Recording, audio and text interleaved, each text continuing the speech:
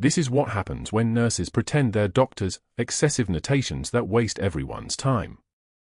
That is what Dr. Caldwell said 47 minutes before Colonel Robert Pierce's heart monitor flatlined at 2 a.m. The long-term care ward at Seattle General in Philadelphia smells of antiseptic and resignation, fluorescent lights humming overhead like insects trapped in glass. Natalie Hayes moves through the corridor with quiet precision, her badge clipped to scrubs that hide calloused hands, hands that know how to move through chaos and make it still. 3 months. That's how long she's been here, pushing a medication cart down hallways lined with rooms where time has stopped for the people inside them. She arrived in September when the leaves were still gold, took the job without references because references required a past, and now it's December and she's the only nurse on this ward who charts every single neuroassessment like it matters. The long-term care ward holds patients the hospital has mostly forgotten. Strokes. Anoxic injuries. Comas stretching back 5 years, 7 years, a decade. Bodies that breathe and have heartbeats but whose eyes don't open. Natalie approaches each one the same way, systematic, thorough, meticulous. She checks pupils with a penlight, notes reactivity in millimeters. She assesses motor function in all 4 extremities, records the exact grade of muscle tone. She documents everything. Timestamps. Measurements. The smallest changes that might mean nothing to anyone else but that she catalogues anyway because that's what you do when you've been trained to keep people alive in rooms where there's no backup and the next medic is 40 minutes away by helicopter. Room for 12 belongs to Colonel Robert Pierce, Air Force, 62 years old, unresponsive for 2 years and 3 weeks. His medevac from Fallujah came in 2022, IED strike on a convoy, multiple fragment wounds, blast trauma to the torso and left leg. He's been here longer than Natalie has been alive in this city, longer than he's been breathing without a ventilator, longer than most coma patients ever get a chance to stay. The hospital keeps him because his daughter is a lawyer and his insurance is excellent and there's no law that says they have to wake him up. So he lies there, and his daughter visits once a month, and Natalie comes in at 6 a.m. and again at 2 p.m. and sometimes at midnight if she can't sleep anyway, which she can't because sleep requires the ability to stop watching for threats, and that's not something her nervous system has learned yet. She finds the challenge coin in his bedside drawer on her 2nd week, tarnished silver, the kind that takes 20 years of pocket rubbing to develop that specific patina. The emblem on one side is worn almost smooth, 3rd Battalion insignia, the words so faded they're barely legible. Natalie stares at it for exactly 4 seconds, standing in his empty room with the lights dim and the ventilator wheeze the only sound, and then she places it on his bedside table where he can't see it because his eyes don't open but where someone might see it and understand. She doesn't explain to the other nurses. Nobody asks. Nobody cares about the belongings of comatose patients except to avoid knocking them over during bed changes. Dr. Caldwell notices the charting on her 3rd day. Not the coin, he notices the charting. He stands in the hallway outside room for 12 with a clipboard, reading her documentation on Colonel Pierce's neuro exam, and his jaw tightens. Then he flips to the previous page. Then the page before that. His eyes move across the paper like he's reading a confession. The next morning, he appears during rounds with his resident trailing behind, a tall thin man named Dr. Sterling who carries an air of inherited confidence the way other people carry cologne. Caldwell stops at every chart Natalie touched, not just Pierce's, but all of them, room for 08, 410, 415, and his scrutiny is so precise it's clinical. He's not checking her work for accuracy. He's checking to see how much she wrote. The detail level. The timestamps. The specificity that makes insurance companies nervous because it creates a record, and records can be audited, and audits can uncover patterns. Natalie moves through her shifts with the kind of composure that comes from having already lost everything she was allowed to keep. She changes for bags with one hand while assessing mental status with the other.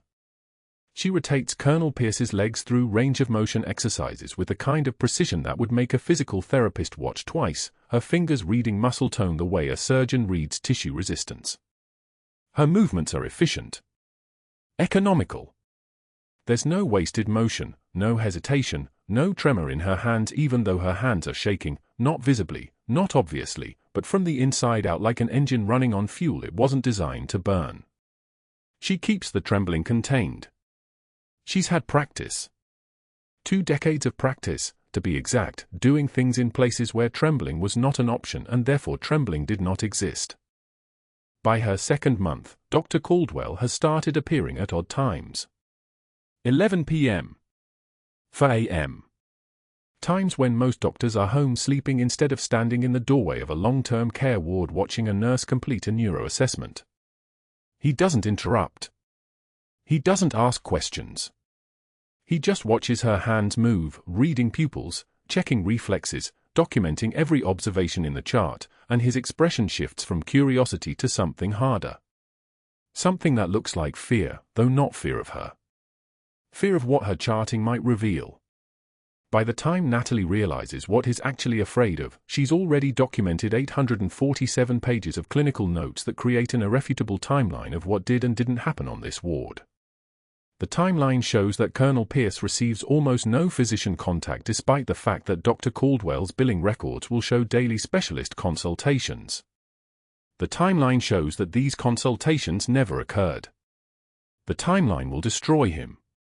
One morning, the elderly janitor named Kozlowski, a Vietnam vet, maybe 78, moves like someone whose body remembers carrying 120 pounds of gear up hills in monsoon season, pauses in the doorway while Natalie is rotating Pierce's legs through range of motion exercises. Kozlowski watches her hands assess muscle tone with the kind of surgical precision that doesn't belong in a long-term care ward.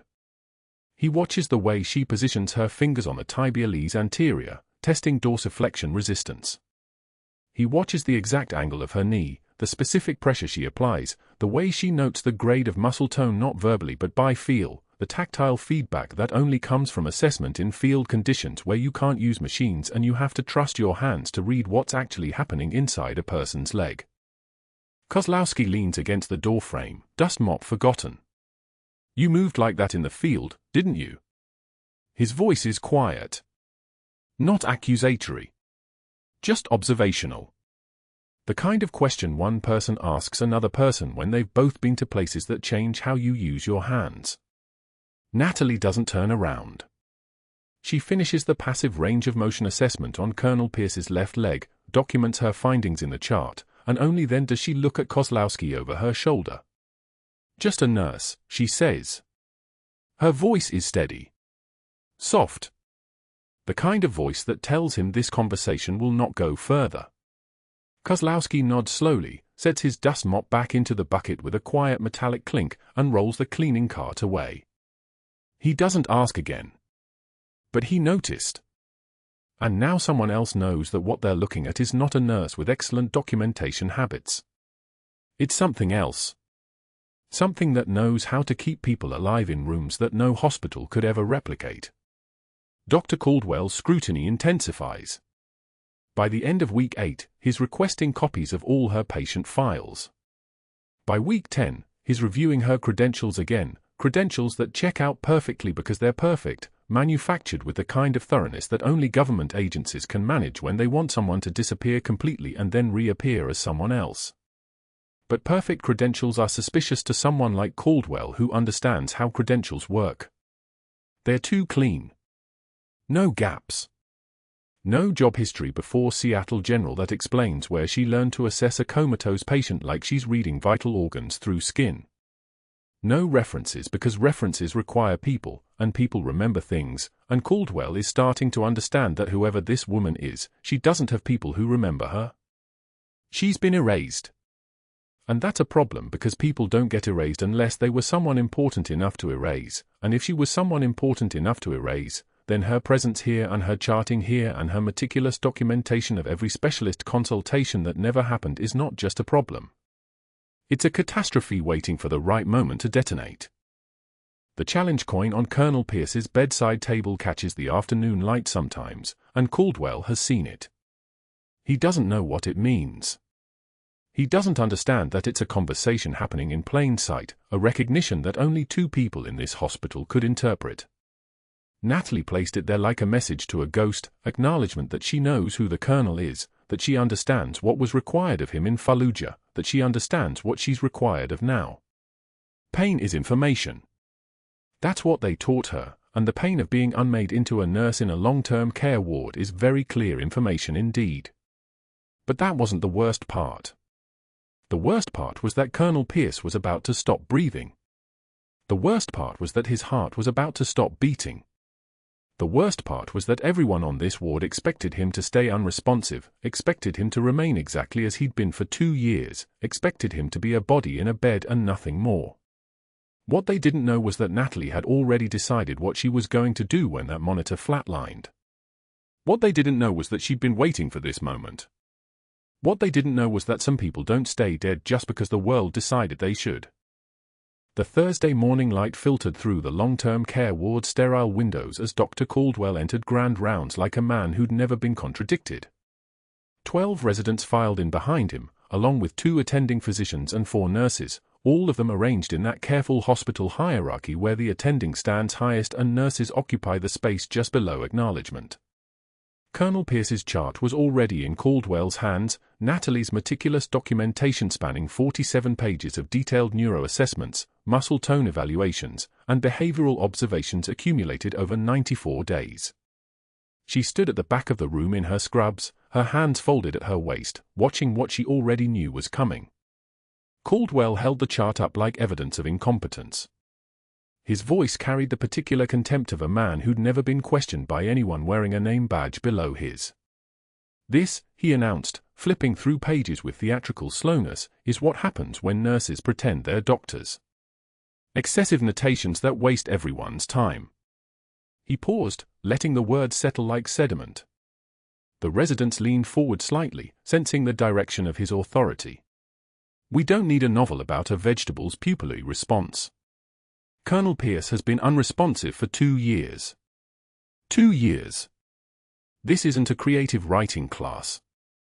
The laughter came on cue. Not all of it. One of the attending physicians, a woman named Dr. Reeves with grey threading through her dark hair, didn't move her face. But the residents laughed, and their laughter was the sound of pack animals establishing dominance. Caldwell's eyes found Natalie's across the room for exactly 1 second, then moved away, having confirmed that she'd absorbed the message. His jaw was the kind of sharp that came from something other than genetics, from years of knowing he could make rooms uncomfortable and that uncomfortable was where he thrived. Natalie's jaw tightened almost imperceptibly. A civilian might have missed it entirely. But Kozlowski, who was mopping near the doorway and had seen 43 years of human behavior in hospitals, noticed. He kept mopping in slow, even strokes, watching the way her hands remained perfectly steady despite the temperature of the room dropping by several degrees. Her hands, he would later tell himself, didn't look like a nurse's hands. They looked like hands that had held something heavier than a chart. She took the folder back from Caldwell when he offered it, her movements controlled and precise. "Thank you, Doctor," she said, her voice flat and empty of anything that might be called emotion. The deferential word sat in her mouth like foreign currency she'd learned to exchange without believing in its value. She turned and walked out of the room while Caldwell resumed talking about billing patterns and insurance protocols, his voice regaining its familiar swagger. By early afternoon, Colonel Pierce's room had acquired that particular stillness of a long-term care patient, the almost imperceptible rise and fall of his chest, the soft hiss of the ventilator cycling through its predetermined rhythms, the beeping of monitors that had become as much background noise as rain. Natalie closed the door and pulled on fresh gloves with a snap that sounded like gunshots in the quiet. She'd learned a long time ago that there was a particular meditation to detailed charting, a way of focusing on objective data, muscle tone scores, reflex measurements, pupillary dilation in millimeters, that kept a person from thinking about other things. Like public humiliation. Like the weight of being dismissed by someone who'd never spent 5 minutes understanding the person he was dismissing. She began her assessment from Colonel Pierce's feet upward, the way the training had taught her, the way that ensured nothing was missed. Her fingers assessed the tone of his calf muscles with a gentleness that contradicted the precision with which she noted everything. Grade 2 tone, left and right symmetric. Dorsiflexion intact. She moved to his thighs with the same meticulous attention, noting that his muscles were beginning to show the first signs of what 2 years of immobility looked like, slight atrophy in the vastus lateralis, preserved tone in the hip flexors due to the passive range of motion exercises someone had been performing on this patient long before she arrived. It wasn't until later, after she'd moved Colonel Pierce's legs through their full range of motion, her hands guiding his knee into extension and flexion with the kind of controlled precision that suggested she was performing surgery rather than rehabilitation, that Kozlowski appeared in the doorway. He was still holding his mop, though he'd stopped using it. The evening light had turned his grey hair silver. "You moved like that in the field, didn't you?" he said quietly, not as a question but as a statement of fact. "Hands like that." Natalie didn't pause in her assessment. Her fingers continued their evaluation of Colonel Pierce's ankle dorsiflexion, noting the slight contracture that was beginning to develop in the Achilles tendon. She said nothing because there was nothing to say, and because the man in the doorway had the look of someone who already understood the answer before he'd asked the question.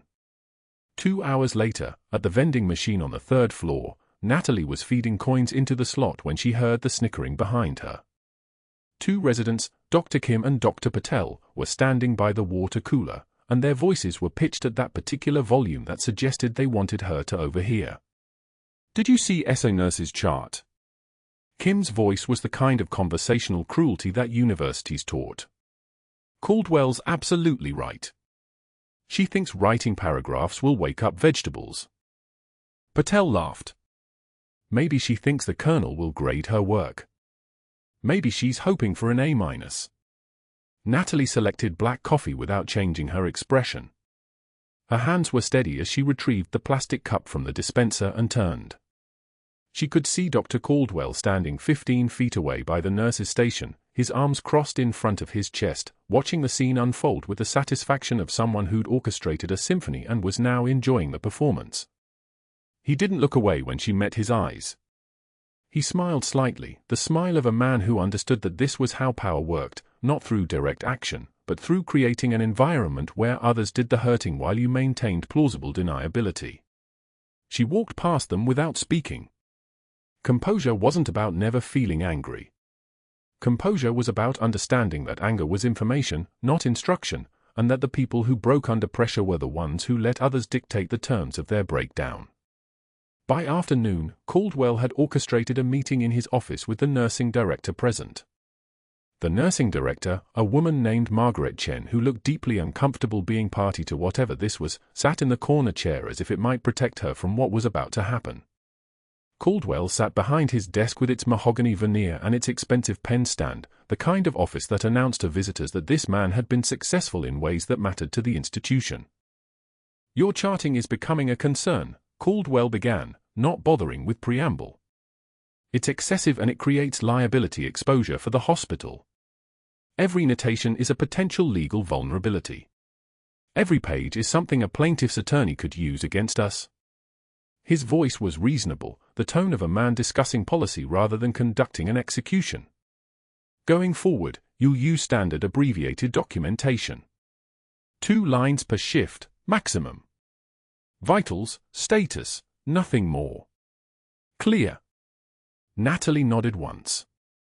Her voice came out flat, emptied of any inflection that might suggest emotion. "Understood, doctor." She didn't ask why. She didn't argue that detailed charting was standard of care. She didn't mention that abbreviated notes would be exactly what an insurance company wanted to see when they were looking for documentation gaps to justify denying claims. She said the words that an obedient nurse would say, her hands folded in her lap where her nails, filed short, maintained for precision, pressed small crescents into her palms. Margaret Chen looked uncomfortable enough to speak.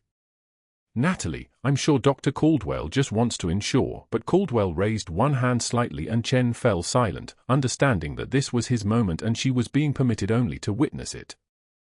What they didn't know, what no one in that room understood, was that Natalie had spent 3 years in Fallujah as a trauma surgeon's assistant with no official military designation, no name on any roster, moving through combat zones with people who didn't ask questions because asking questions got you killed. She had learned to absorb orders, to show compliance, to wear the face of someone who'd accepted her place in the hierarchy. She had learned that survival sometimes required making people believe you were smaller than you were, less capable, less dangerous. She had learned that the moment you showed them your actual power was the moment everything changed forever, and once everything changed, you could never change it back. So she nodded, and she accepted the lie, and she left his office with her shoulders slightly bent in a posture of submission that was so practiced it had become muscle memory.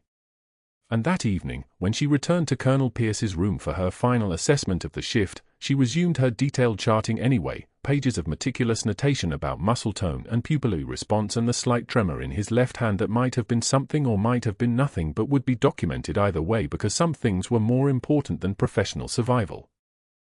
But that wasn't the worst part. The heart monitor's alarm cut through the long-term care ward at 2:17 a.m. like a surgical blade. One long sustained shriek. Natalie's hands froze over Colonel Pierce's feline, the bag of normal saline catching the pale fluorescent light above his bed. She didn't hesitate. She didn't think. Her eyes moved to the monitor, a flat line stretching across the screen like a runway with no landing gear. Asystole. Cardiac arrest. She slammed the code button. The sound it made was soft. Almost apologetic. But the response was chaos. Natalie began chest compressions before the first resident appeared in the doorway.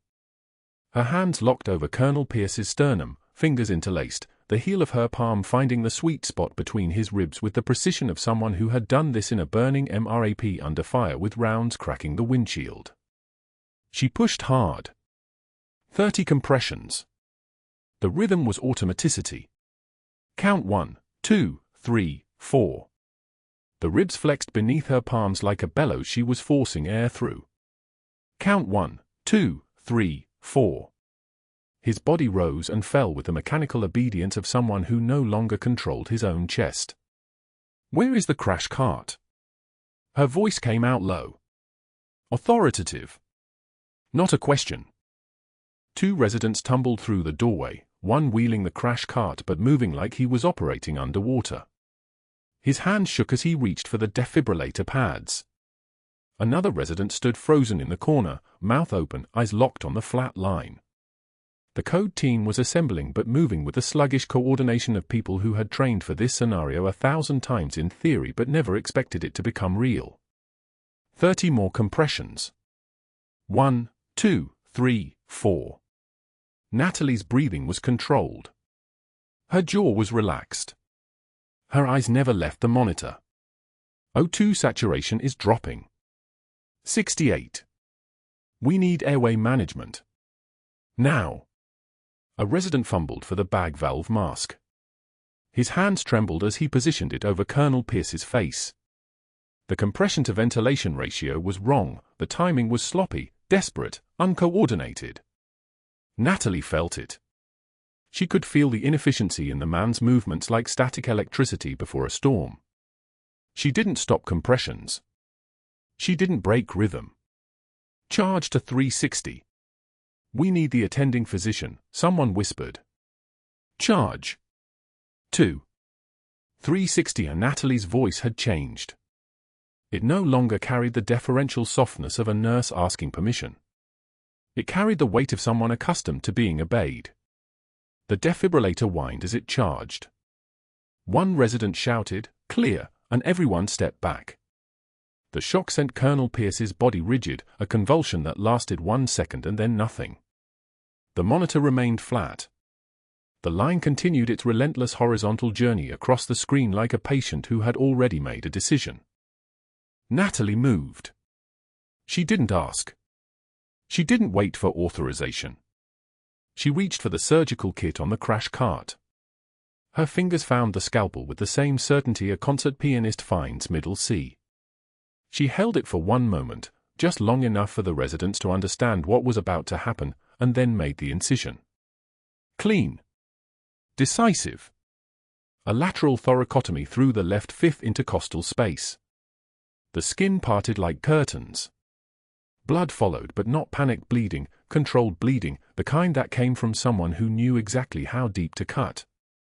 Retractors, she said. Now. A resident handed them to her. She placed them and opened the chest cavity. The ribs spread like a book being opened. Inside was the reason Colonel Pierce's heart had stopped, and the only thing that could restart it. Natalie's hands moved. Not with trembling. Not with the hesitation of someone improvising. Her hands moved like someone who had performed this exact procedure in a field hospital in Fallujah, with mortars landing close enough that dust fell from the metal roof onto her surgical gloves. She reached in. Her fingers found the heart. It was still. Silent. A muscle that had stopped doing its job. She began direct cardiac massage. Her hand inside his chest, fingers positioned around the ventricles, pressing in a rhythm that matched the one she'd been keeping with chest compressions. 1, 2, 3, 4. The tempo of resurrection. Her movements were controlled precision. Surgical efficiency. The kind of calm that comes only from having already survived the worst thing that could happen and discovered you were still breathing afterward. Epi, 1 milligram 4, she said. Her voice was ice over deeper water. A resident pushed the medication. The epinephrine entered his bloodstream like a chemical lightning bolt. Natalie continued the massage. 1, 2, 3, 4. Her hand inside Colonel Pierce's chest, squeezing the organ that had brought him home from Fallujah twice only to betray him now. Compressions aren't working, a resident whispered. He's been down for 70 seconds, Natalie said without looking up. His core temperature is dropping, but we're generating perfusion. Keep the bear hugger running. She continued the massage. 1, 2, 3, 4. The rhythm became a mantra. The rhythm became the only thing that mattered. 1, 2, 3, 4. Then, a flutter. Just a tremor on the monitor. Not sinus rhythm. Not organized electrical activity. Just a spark where there had been only flat line. Natalie didn't celebrate. She didn't acknowledge it. She continued. Another flutter. Stronger. And then, sinus rhythm. The monitor showed the pattern. Organized. Beautiful. The peak and valley of a heartbeat that was doing its own job again. The sound it made was small and perfect. One beep. One rhythm. 1 second at a time, the heart learned how to live again. Natalie's hand remained inside Colonel Pierce's chest for 3 more compressions to ensure the rhythm held. 1, 2, 3. She felt the heart beating against her palm. Felt the blood moving through the chambers. Felt the Colonel pushing back into life. Only then did she begin to close. Her fingers moved with the same economy they had used to open skin, fascia, muscle, each layer closing in the precise order it had been opened. The sutures she used came from the trauma kit, the needle and thread moving through tissue with the efficiency of someone who had done this in darkness with only a chemical light stick and the sound of incoming fire as her metronome. The 6 minutes it had taken to get Colonel Pierce's heart beating again felt both eternal and instantaneous. Her hands were steady as she tied the final knot. The blood on her gloves was already beginning to dry. The monitor beeped in steady rhythm. The line on the screen moved like the breath of someone finally sleeping. Dr. Caldwell arrived 6 minutes after the code button was first pressed. He appeared in the doorway like a storm cloud, and the first thing his eyes saw was the open chest cavity and Natalie's hands closing the last sutures. His face went white. But it wasn't the white of relief. It was the white of rage. Of control slipping. Of institutional authority being usurped by someone he had already decided was beneath him. He stared at the incision. Stared at Natalie's hands moving with certainty. Stared at the residents who were stammering explanations he didn't ask to hear. Who authorized this procedure? His voice was ice. It was the voice of someone whose power was not in expertise but in the ability to say no. To refuse. To prevent. Natalie met his eyes. Hers were calm. There was no time. The team was. You performed surgery. You are a nurse. He said it like an accusation. Like he was naming a species of insect he had just noticed on his shoe. He turned to the residents. His next words were quiet, but they carried the weight of an executioner's sentence. document that this was an unsanctioned procedure performed without physician oversight. Every word of it. Natalie didn't look away. She finished tying the final suture and set down the needle. Her hands were still steady. The blood on her scrubs had soaked through to the skin beneath, but her hands were steady as stone. Dr. Caldwell left the room. He walked to his office on the 3rd floor. The elevator doors closed behind him and his face changed.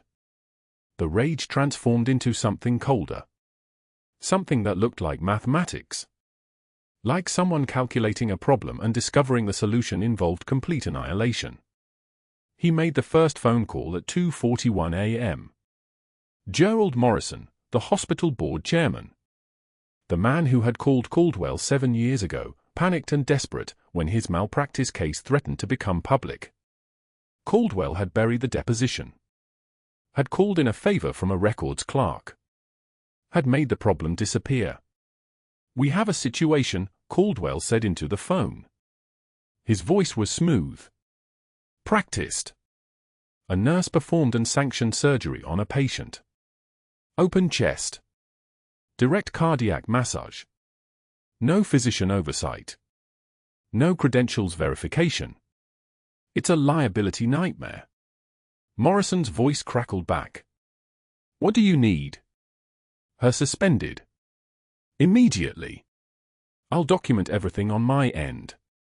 I need you to make one phone call to the nursing director." The second call came at 3:15 a.m. To the nursing director, Linda Hoffman. Caldwell's voice was different with her, apologetic, almost sorrowful, the voice of someone who had to report something tragic. "Linda, I need to inform you of a serious incident that occurred tonight." A code blue on Pierce, the long-term care patient. The patient went into arrest and the charge nurse, Natalie Hayes, performed an open thoracotomy without physician authorization. This is a terminable offense. I need her suspended pending investigation. The third call came at 3:44 a.m. To the state licensing board. To an investigator named Patricia Vance who had been Caldwell's poker opponent for 15 years. "I need to report a potential credential violation," Caldwell said. A nurse named Natalie Hayes. "She performed emergency surgery tonight without authorization." "The thing is, Patricia, I've never heard of her credentials before.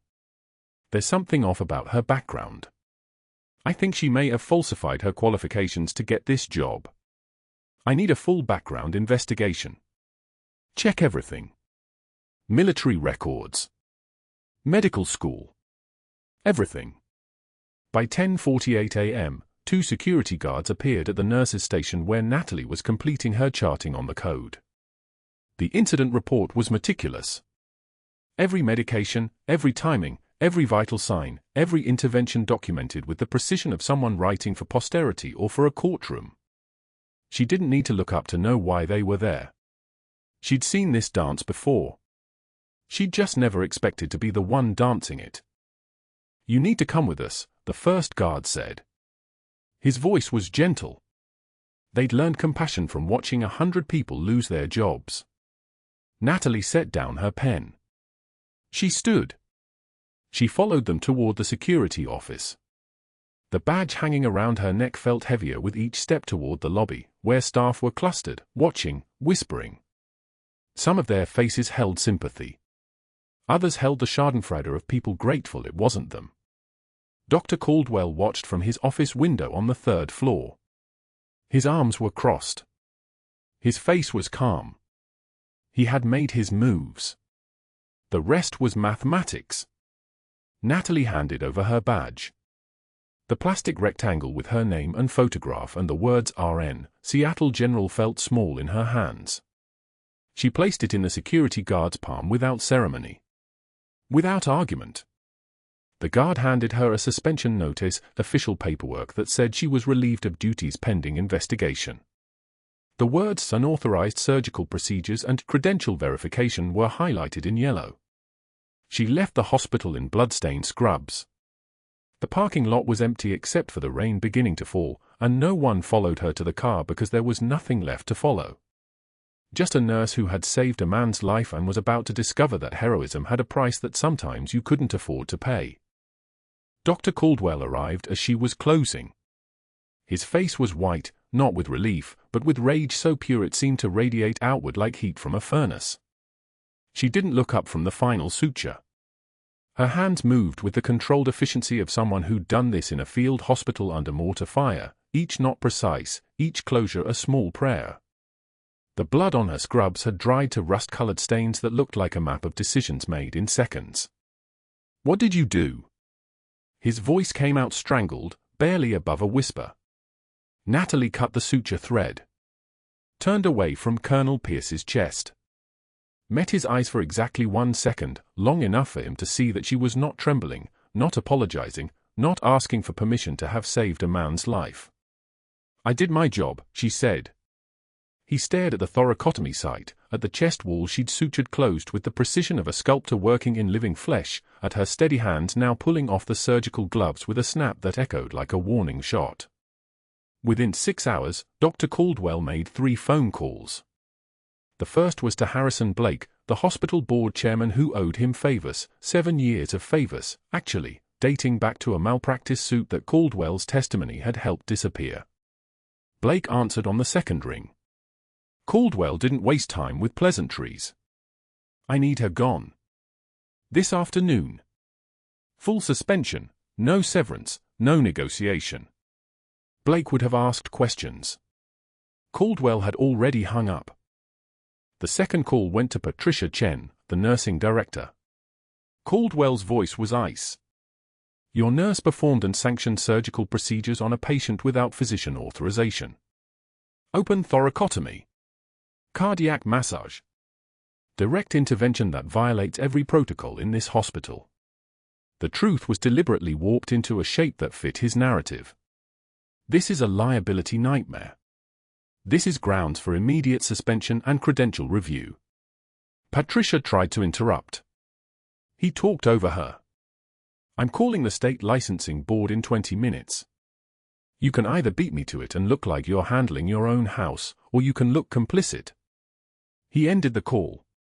The third call was to the State Medical Licensing Board in Harrisburg. He requested an investigation into the credentials of one Natalie Hayes, RN, citing possible fraud in her application materials and reckless endangerment through an authorized surgical intervention. He was polite. Professional. A concerned physician protecting patient safety. The investigator on duty took notes and assured him they would look into it immediately. By noon, security was waiting at the hospital entrance. Natalie was coming off her shift from the long-term care ward. She'd checked on Colonel Pierce 3 times, his vitals stable, his rhythm holding, his chest rising and falling without mechanical assistance for the first time in 2 years. She'd allowed herself exactly 40 seconds of satisfaction before the weight of what she'd done began to press down on her shoulders like gravity. 2 security guards in polyester uniforms stood with her supervisor. One held a manila envelope. The other held a digital tablet displaying her personnel file. "You're being placed on immediate suspension pending investigation," the supervisor said. She wouldn't meet Natalie's eyes. "You need to surrender your badge and ID right now." Natalie didn't argue. Didn't ask questions. She unclipped her badge from her waistband, 5 months of careful integration, 5 months of being invisible, undone in 3 minutes at 2 o'clock in the afternoon. The badge felt heavier in her hand than it should have. She'd given bigger things back before. She handed it over. "You're not to return to hospital grounds," the guard said. "You're not to contact staff or patients. You're not to discuss this situation with anyone. Understood?" "Understood," Natalie said. She signed the papers without reading them. Took the second copy. Walked toward the exit with the security guards flanking her like soldiers escorting a prisoner of war, which, she supposed, was exactly what this was. The only difference was that this war had been declared without her knowledge and fought entirely in corridors she'd thought were safe. Through the glass lobby doors, she could see Dr. Caldwell standing at his office window on the 3rd floor, watching. His arms were crossed. His jaw was clenched. He was watching her walk out of his domain, and she could feel the weight of his satisfaction from 100 yards away. She didn't look back. The parking lot was empty except for the rain beginning to fall in sheets that hammered the asphalt like applause for a performance no one wanted to watch. Natalie sat in her car for 7 minutes without starting the engine. Her hands were shaking again. The trembling wasn't fear, it was restraint, the kind that came from knowing exactly what she was capable of and choosing not to do it. She gripped the steering wheel until her knuckles went white. That evening, she sat at her kitchen table in scrubs she should have removed hours ago. The suspension letter lay in front of her, already wrinkled from her hands clenching it repeatedly. The letterhead said Seattle General Hospital Department of Nursing, but the words underneath said everything: investigation pending, credentials under review, administrative leave without pay, possible termination, potential referral to state authorities. Her shoulders shook with silent sobs that she wouldn't allow to make sound. She'd learned that skill in Fallujah: how to grieve without making noise, how to lose things without flinching, how to survive by disappearing into yourself so completely that even the people in the same room couldn't see you crying. 8 years. 8 years of being invisible, of being small, of pushing the fear down into a place so deep it couldn't contaminate anything else. And it hadn't been enough. It had never been enough. She thought about Caldwell's call to the licensing board and what they would find when they dug. The credentials she'd used to apply were forged, competent forgeries, the kind that would pass initial verification, but they wouldn't survive an actual investigation. Within a week, maybe 2, someone was going to discover that Natalie Hayes didn't exist before 8 years ago. That she had no prior work history, no references that checked out, no digital footprint that preceded her arrival in Philadelphia. The military tribunal had been clear about the consequences of exposure, prison or worse. Those were the exact words they'd used. The worse had never been specified, but Natalie understood what it meant. Dead black site operatives didn't file complaints.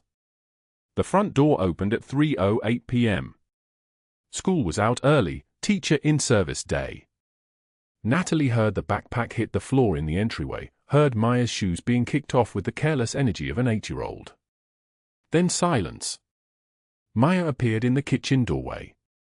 She was small for her age, dark-haired like her mother, with eyes that saw too much.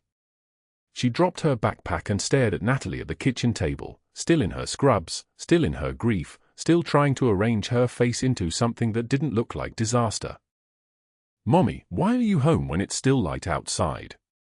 The question was small and perfect and absolutely devastating. It was the question of a child who understood schedules, who understood that her mother worked until 5 o'clock, who understood that when the normal order of things broke, something was very wrong. Natalie's throat closed. She couldn't speak. She opened her arms instead, and Maya came forward, still uncertain, still sensing the wrongness in the air like an animal sensing an earthquake before the ground moves. "Just a short day, baby," Natalie said. The lie was smooth and automatic. She'd become very good at lying. "I'm just tired." Maya's face crumpled. "Are you sad? Did someone hurt you?" The question landed like shrapnel. Natalie pulled her daughter close and held her, breathing in the smell of cherry shampoo and playground dirt and everything she'd been trying to protect by staying invisible. She'd thought that if she was small enough, quiet enough, invisible enough, none of the consequences of her past would touch her daughter. She'd thought 8 years of erasure would buy safety. She'd been wrong. "Everything's fine," she whispered into Maya's hair. "I promise." That night, after Maya was asleep on the couch with her homework half finished and her body finally surrendering to exhaustion, Natalie sat in the dark of the living room and did what she'd learned never to do. She considered running. New city. New name. New credentials forged by someone more careful than the last team had been. She could be gone by morning. She could disappear again. Her right hand drifted to her scrub pocket and found the tarnished challenge coin. She'd stolen it from Colonel Pierce's bedside table 3 weeks ago, unable to stop herself. The metal was worn smooth from being handled, not by her, but by him, by the man she'd given it to 8 years ago after dragging his body from a burning MRAP with insurgent fire so close she could feel the heat. She'd stitched his femoral artery with parachute cord because it was what you did when you were trained to keep people alive. You kept them alive. That was the only rule that mattered. She'd given him this coin then. Told him to keep it. Told him it meant something. Now it meant everything else instead. 3 days later, Natalie dropped Maya at the curb of Riverside Elementary and was turning back toward the car when she noticed the crowd. 20, maybe 30 people clustered around the television in Seattle General's lobby, visible through the glass doors from the parking lot. Their faces glowed in that particular way people's faces glow when something massive is breaking on live television. She told herself not to look. Told herself it was none of her business anymore. She wasn't part of that world. She was a mother picking up a child, nothing more, and the hospital that had ejected her 3 days ago didn't warrant a second glance. But her feet moved anyway. The crowd parted just enough for her to see the screen. CNN was running a special report. A photograph filled the frame, a woman in dress whites, jaw sharp as a knife blade, dark eyes that looked like they'd seen through walls. Natalie's photograph. Her official Navy portrait from 2006, the year before Fallujah went sideways. The year before Ghost 7 Actual stopped existing. The Chiron crawled beneath it, decorated Navy Master Chief vanishes after heroic rescue, missing presumed dead for 8 years. 37 soldiers, the anchor was saying. She pulled 37 personnel out of a burning vehicle convoy in Fallujah with no backup, no air support, sustaining for gunshot wounds in the process. She was awarded the Navy Cross in absentia. But then, she simply disappeared. Her file was sealed. Her status changed to classified. Military officials have declined comment for 8 years. Footage played, a medal ceremony in Arlington with an empty chair. The Navy Cross placed on white velvet. A senior officer's hand trembling as he held it toward the camera. Natalie didn't remember leaving the lobby. One moment she was standing in front of the television, and the next she was in the parking lot, her hand shaking for the first time in 48 hours, her breath coming shallow and fast. 8 years of erasure, condensed into 3 minutes of primetime television. 8 years of invisibility, broadcast to 2 million people before lunch. Ghost 7 Actual. She spun. Kozlowski stood 15 feet away, his weathered face crumpled like old cardboard. He was still in his janitor's uniform, gray fabric worn soft from 1,000 wash cycles. "You heard," Natalie said. "Not a question." Radio in the break room. He stepped closer, and the winter sun caught the scar tissue along his jaw, shrapnel from a Viet Cong booby trap she'd learned long ago. "That coin you gave Colonel Pierce. I recognized it the second I saw it in his chart notes." She didn't respond. "My son," Kozlowski said. "Your hands." 40 minutes you held his insides together. Inside his body. I was there. I saw the artery, the femoral, dark as spilled oil. You used parachute cord. Stitched it like you were closing a tactical vest. His voice dropped. "Then they told you to disappear. And you did." The parking lot had gone very quiet. Even the usual sound of traffic from Route 9 seemed distant, muffled. Natalie became aware of the texture of the asphalt beneath her boots, each small stone distinct and separate. The sensory clarity that came with combat readiness. "We need to go inside," Kozlowski said. "No. They're setting up in the lobby. A general flew in from DC last night. Stood in the administrative office until 11 p.m. reviewing your file." He paused. "They found out what Caldwell did." Natalie's jaw tightened. A single millimeter contraction of muscle. "The insurance fraud. The billing records. Your documentation made it impossible for him to hide it anymore. Every patient you charted on, every single one, he'd billed for specialist consultations they never received. $1.2 million. Over 3 years." Kozlowski's voice carried a particular weight, the tone of a man who'd seen enough injustice in his life to recognize karmic momentum. "The FBI opened a case on him 48 hours ago. The hospital doors stood 30 yards away. Through the glass, Natalie could see the crowd had grown. News cameras. Military uniforms. A two-star general in dress blues, medals catching light like small sharp weapons. She walked. The lobby erupted the moment she crossed the threshold. Voices, fragments, overlapping. There she is? Hold on, is that? Get the camera. Kozlowski moved into the crowd like a man cutting through water. He found a chair. He stood on it, all 5'4" of him, and the room shifted. This was a man who'd pushed a mop through those hallways for 17 years without complaint or recognition. The room bent toward him out of pure gravity. That woman, he said, and his voice carried the particular authority of someone who'd already died once and come back. That woman is Master Chief Petty Officer Natalie Hayes. 8 years ago, in Fallujah, she held my son's intestines inside his body for 40 minutes until the helicopter came. Her hands. Her control. When the surgeon told my boy he'd live, I knew who saved him. I've known since the moment I saw those hands move. The room had gone dead silent. The kind of silence where you could hear the fluorescent lights hum their electrical prayer. A two-star general in dress blue stepped forward. His name tag read General Marcus Holloway, Joint Special Operations Command. He was holding a file folder so thick it looked like a small novel, and when he opened it, his voice came out rough, the way voices come out when they're trying not to break. Master Chief Petty Officer Natalie Hayes, he began, and the words seemed to arrive from somewhere outside of normal time. 3 tours in Iraq. 3 tours in Afghanistan. 847 combat missions.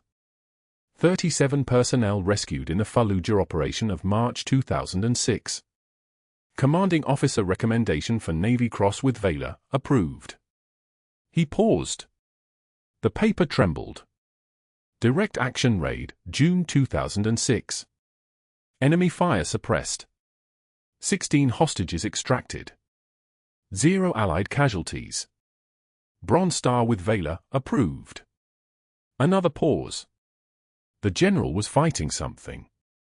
Something large and muscular that he was holding down with nothing but the strength of his jaw. August 2006. Operation at Al-Qaim. Direct action. 214 enemy personnel neutralized. 3 Allied wounded retrieved under fire. Direct cardiac massage performed in the field using field expedient supplies. Silver Star approved. And he stopped. The paper actually wavered. Navy Cross. Second award. Commendation reads, for extraordinary heroism and devotion to duty above and beyond the call. Natalie stood motionless, watching him like she was watching tactical movement patterns. The hospital doors opened again. Colonel Robert Pierce was wheeled into the lobby by 2 orderlies, and the fact of him awake, alive, no longer trapped behind the walls of his own closed eyes, seemed to redistribute everyone's weight. This was the man who'd been gone for 2 years. This was the man they'd all assumed was gone for good. He was holding something in his hand. A coin, tarnished black with age, the edges worn smooth from 2 decades of being carried. He looked directly at Dr. Caldwell, who was standing near the administration office, his face the color of old snow. This nurse, Colonel Pierce said, his voice thin but clear, carrying the strange strength of someone who'd had to fight for every word he spoke. Gave me that coin. Fallujah, 2006. Pulled me out of a burning MRAP with my femoral artery half severed. She dragged me out with enemy fire everywhere. Then she stitched that artery with parachute cord because a medevac was 24 minutes out and I would have bled out in 22. His hand tightened on the coin. She saved my life that day. And 3 days ago, she saved it again. The general turned to Dr. Caldwell, and when he spoke, his voice had changed. It was no longer trembling. It was exactly level, exactly precise, the voice of a man passing sentence. Dr. James Caldwell. As of 48 hours ago, your medical license is suspended pending federal investigation. The billing fraud investigation has uncovered $1.2 million in false claims over 3 years. You billed insurance companies for specialist consultations on 847 comatose patients who never received them. Your own documentation system couldn't hide what your conscience already knew was wrong. The general stepped closer. You're terminated, effective immediately. And you'll be answering federal questions about those billing practices. In writing. With counsel present. Within 72 hours. Security appeared, just appeared, the way security does when it's been waiting for permission, and took Dr. Caldwell by the arms. Not roughly. Not with any particular drama. Just the simple mechanics of removing someone who no longer belonged. As they walked him toward the exit, local news cameras captured every frame. The lights blazed. The crowd pressed forward. Applause started somewhere in the middle of the lobby and spread outward like fire across dry grass. Natalie didn't clap. She didn't smile. She didn't move at all. But when Colonel Pierce wheeled himself closer, still holding that tarnished coin, and pressed it into her hand, she closed her fingers around it. The metal was warm. It carried the imprint of 2 decades of grip. "Thank you," he said quietly. She looked at him, really looked at him, and something that had been locked in her chest for 8 years simply released. Like a breath she'd been holding through an entire life. "You're welcome," she said. It wasn't a request. It was a command whispered in a voice that no longer needed to hide itself. The lobby was still erupting around them. News cameras, applause, General Holloway reading her file to the assembled crowd like it was a resurrection itself. Dr. Caldwell vanishing through the doors. Kozlowski standing on that chair, tears running down his weathered face, a man who'd finally seen justice bend toward a woman who'd saved his son. Natalie stood at the center of it, holding a tarnished coin, and for the first time in 8 years, she was not invisible. The world was finally allowed to see what she'd always been. If you found yourself on the edge of your seat wondering what happens next to Master Chief Hayes, you need to subscribe to this channel right now. And hit that like button if you believe that heroes walk among us, sometimes in military uniform, sometimes in hospital scrubs. Comment below, would you have risked everything like Natalie did? What would you do if you had to choose between staying hidden or fighting back? And if you want to see what happens when Natalie returns to her post as Director of Emergency Medical Services, watch the next segment. Because her story isn't over.